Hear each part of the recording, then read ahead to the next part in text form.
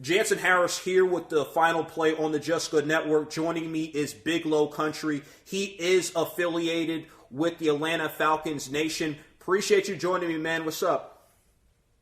Man, what's going on, fam? You good? Absolutely, absolutely. A lot of changes going on with the Falcons. They have a new GM. They have a new head coach. Let's talk about Matt Ryan. Let's just assume he's the starter next year, which a lot of people believe. How many touchdown passes do you believe he's going to throw next season? Man, you know what? To be completely honest with you, I think Matt Ryan has a very good chance to throw at least 30 touchdowns next year. And the reason why I say that is because Matt Ryan, his skill set is related a lot to, Tom Brady's. And, comparing, if you combine that with Arthur Smith and the way that he loves to run those pre-snap motions, it's a match made in heaven, man. So I definitely think he can throw at least 30 touchdowns next year.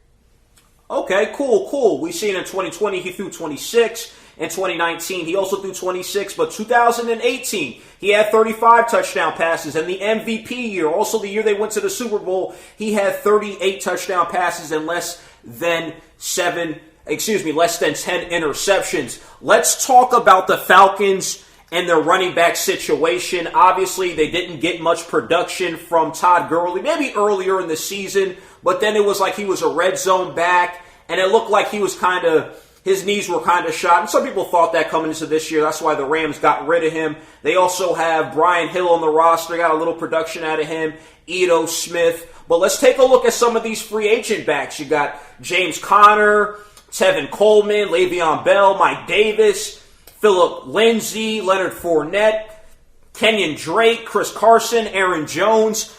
Do you see any of these guys potentially coming to the Falcons next season?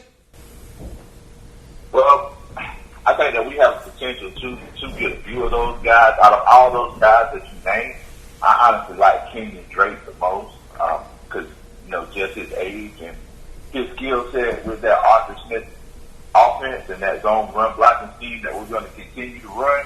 I think that Kenyon Drake will be a good fit for it. But the thing is Jansen, is that we're at that point right now, man, where it's like our free agency situation. Our salary cap just isn't looking good.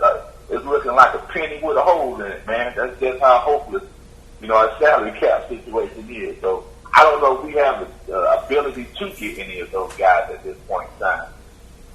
Absolutely, and that's going to be a challenge for the Falcons. And headed into the draft and into this free agency is dealing with that cap, dealing with some of the older players or guys who got the big deals, and now Arthur Smith and this organization is going to have to deal with it. Let's talk about Calvin Ridley, 26 years old, coming off a huge season, 9 touchdowns, over 1,300 yards, played in 15 games. The year before that, he had another big year. The 13 games he played, 7 touchdowns, over 800 yards. His rookie season, 10 touchdowns, over 800 yards. What do you see him doing in 2021?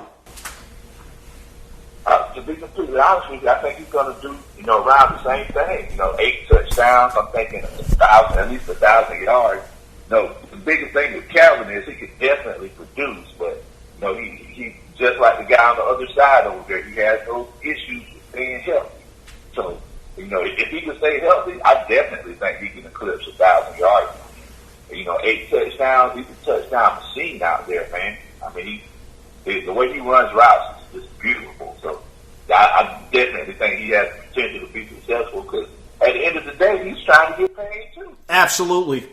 And I'm glad you brought that up because that contract situation coming up, Calvin Ridley, he's going to be up for a big deal. I think he's a legit number one guy. As you mentioned, his route running skills are great. I think all that learning he did from Julio Jones and experience he's picking up, if he stays healthy, I could see 1,300 yards again. I could see 10 touchdown catches. I think he has that much confidence. He should have been a Pro Bowler this season. I thought he got snubbed. But I definitely think he's going to have a big year. I just want to throw this in real quickly. With Julio Jones, do you think he could turn his health around? Do you think Julio Jones can be healthy? I know we talked about Calvin Ridley and some of his injuries. Do you think Julio can get over that injury bug? I know I'm throwing it in a little bit, but do you think he can? No. no, Jan, you can ask me anything that you want, man, because at the end of the day, I live, sleep, and breathe these Falcons. Absolutely. You know, the thing with Julio, he's that luxury car. You know, he's one of those guys that, you know, he can turn it on when he has to, and, you know, throughout the course of his career, he's pretty much played hurt the whole time. So I think he kind of looked at the way that this season was going and said, well, hey, there's really no need for me to keep going out here and put myself through this pain. But, you know, just going out and just feeling good and playing not hurt, I don't know if I don't know. I just don't see that happening with Julio, to be completely honest with you. Like, you know, we all know who he is. You know, some people, whenever they're, you know, that lean, you know, especially, you know, whenever you have a guy that's lean like that, they always have issues with the back and the hamstrings. So I think that's just going to be an issue that he has for the rest of his career, to be completely honest with you.